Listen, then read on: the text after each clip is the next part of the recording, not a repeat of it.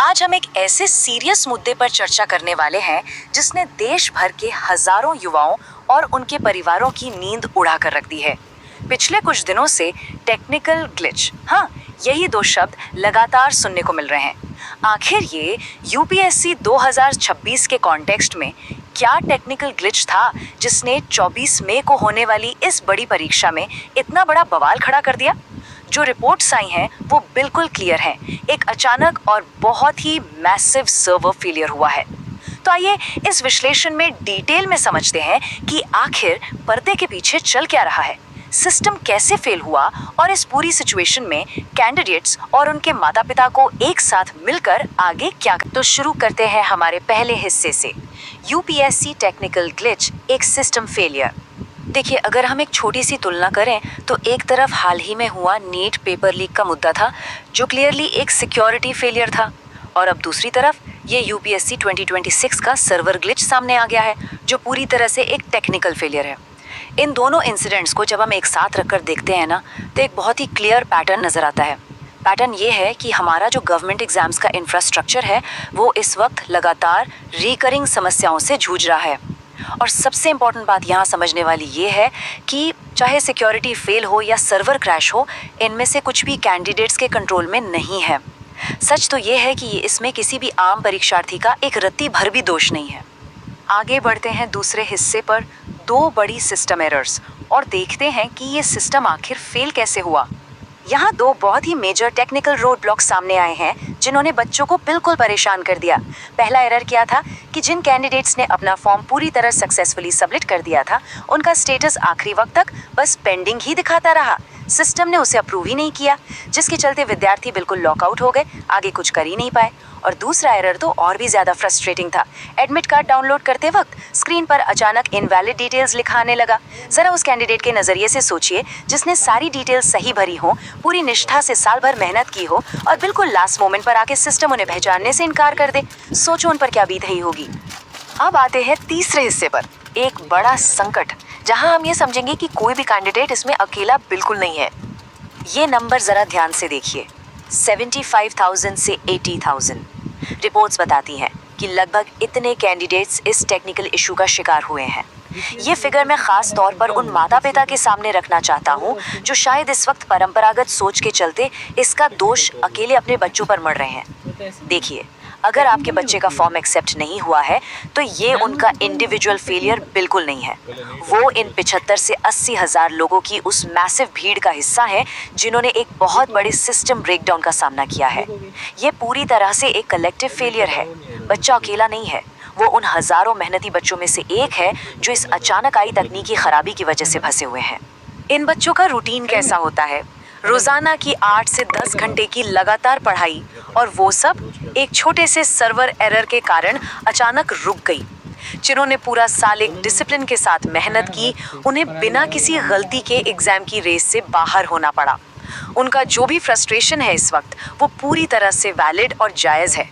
ये मेंटली और इमोशनली बहुत थका देने वाली स्थिति होती है जब आपका साल भर का समर्पण किसी अपनी कमी की वजह से नहीं बल्कि बाहरी सिस्टम की खराबी की भेंट चढ़ जाए। लेकिन आगे क्या? चलिए चौथे हिस्से की तरफ चलते हैं, नई उम्मीद, नज़रिया बदलना। हमें अब अपना फोकस समस्या से हटाकर सलूशन और आगे के पॉजिटिव माइंडसेट पर लाना होगा। इस अनएक्सपेक्टेड डिले को एक फुल स्टॉप या निराशा की तरह देखने के बजाय क्यों न इसे एक गैप ईयर का आशीर्वाद मान लिया जाए। रिवीजन करने और उन वीक पॉइंट्स पर काम करने का पूरा 1 साल एक्स्ट्रा मिल गया है जो शायद पहले छूट गए थे। जिन टॉपिक्स की तैयारी कहीं ना कहीं अधूरी रह गई थी, उन्हें बिल्कुल डिटेल में कवर करने के लिए ये एक्स्ट्रा टाइम किसी एडवांटेज से कम नहीं है। ये रुक कर रोने का वक्त नहीं, बल्कि अपनी नींव को और भी ज़्यादा मजबूत करने का एक शानदार मौका है। इसके साथ ही आते हैं पांचवें हिस्से पर, नए अवसर, जहां हम एक एग्जाम के आगे सोचने पर चर्चा करेंगे। यहाँ पर हमारे पास दो रास्ते हैं, जरा गौर कीजिएगा। एक तरफ है पुरानी सोच, जहां बस पूरा 1 साल शांति से इंतजार किया जाता है, सारा ध्यान सिर्फ और सिर्फ एक ही परीक्षा पर लगाया जाता है, और इससे क्या होता है? मेंटल बर्नआउट का खतरा। पर दूसरी तरफ है एक्शनेबल स्टेप्स, अगर आप लोग पहले सिर्फ एक परीक्षा पर फोकस कर रहे थे, तो अब अपनी दिशा थोड़ी ब्रॉड करने का वक्त आ गया है।